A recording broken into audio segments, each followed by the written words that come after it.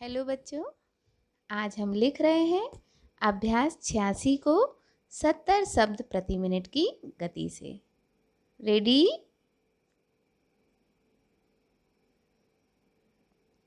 Start.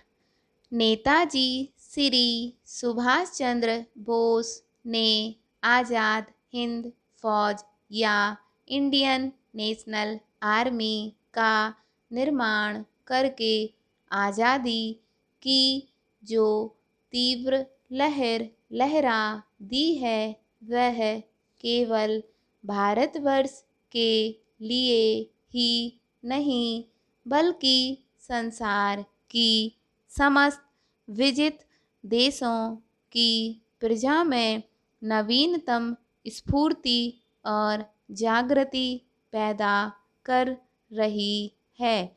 इसकी जितनी भी बड़ाई की जाए वह कम है। यह जन क्रांति भारत के अंदर बच्चों बच्चों के मुँह पर जय हिंद के नारों से गूंज रही है।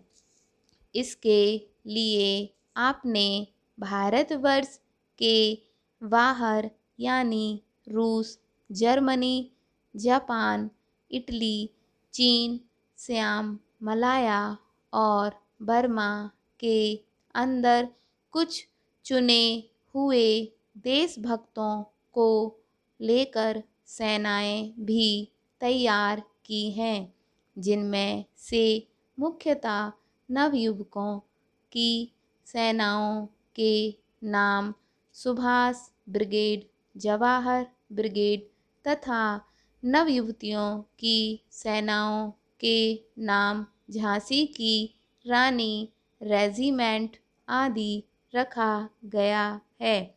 इसके संचालक क्रमशः कैप्टन शाहनवाज खां, कैप्टन सहगल तथा महिलाओं की सेना की प्रधान सेना नेत्री कुमारी लक्ष्मी हैं।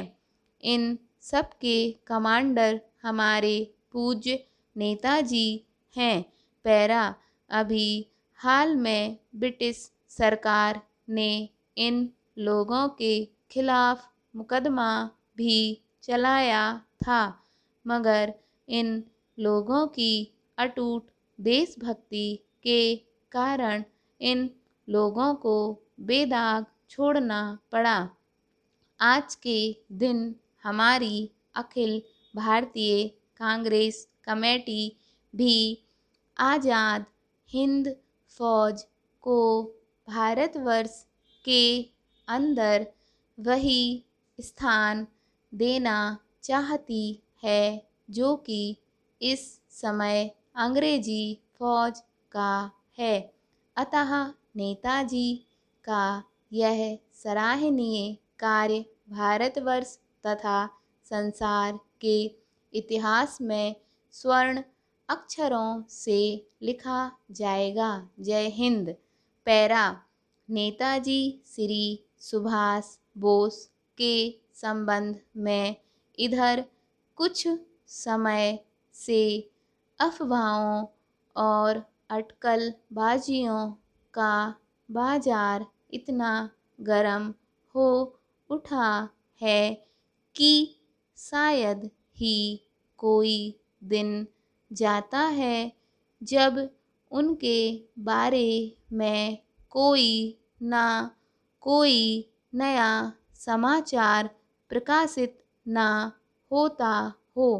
इनकी मृत्यु के समाचार सही हैं या नहीं, यह प्रश्न तो अब पीछे पड़ गया और जितनी बातें नई कही जाती हैं उनसे यही निष्कर्ष निकलता है कि नेताजी तो जीवित हैं ही, अब तो वे कहाँ हैं और कब प्रकट होंगे, यही आजकल की चर्चाओं का मुख्य विषय बन गया है।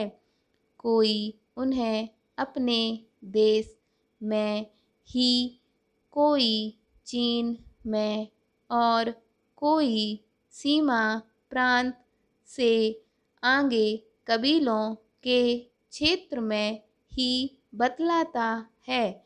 इस प्रकार की अफवाहें फैलाना नेताजी के रहस्यपूर्ण, साहसी और निर्भीक व्यक्तित्व के अनुरूप ही है, और यदि इनसे हम किसी परिणाम पर पहुँचते हैं तो यह केवल इतना ही है कि श्री सुभाष बोस के जीवित होने में अब संदेह की गुंजाइश नहीं है और उनके स्वदेश में प्रकट होने का समय अब निकट आ गया है।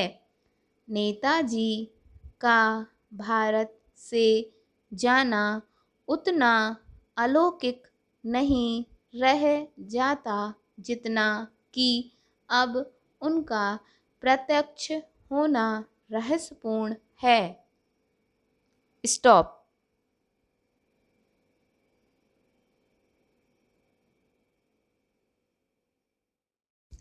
हेलो बच्चे।